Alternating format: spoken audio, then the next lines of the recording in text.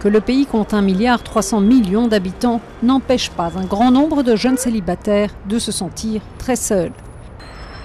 Jiang Hui a 26 ans et depuis qu'il s'est séparé de sa petite amie il y a 4 ans, il a constaté que les rencontres après l'université étaient difficiles.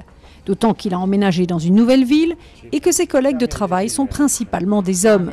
Du coup, il s'est lancé dans une recherche sur Internet par le biais d'un site très populaire.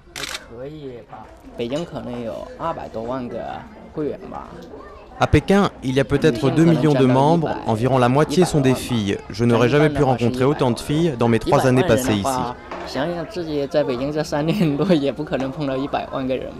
La plupart des jeunes n'ont ni frère ni sœur à cause de la politique de l'enfant unique et beaucoup subissent la pression parentale pour se marier tôt.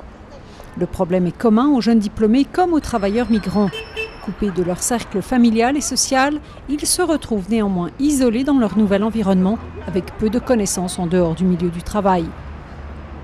Quand Gang Ryan avait environ 25 ans, elle s'est tournée vers Internet en désespoir de cause et peu satisfaite de ce qu'elle y a trouvé, elle a fondé son propre site.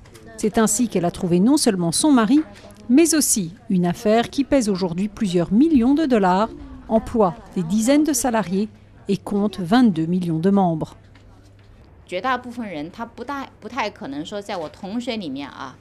Pour beaucoup de gens, trouver quelqu'un parmi ses proches, c'est difficile. Il faut chercher plus loin, vers des gens que vous ne connaissez pas. Selon certaines analyses, en 2008, le secteur de la rencontre sur Internet pesait déjà 45 millions de dollars, un chiffre qui devrait doubler d'ici peu, avec un déficit en femmes qui devrait atteindre 24 millions en 2020. La chasse à l'âme sœur sur Internet est condamnée au succès.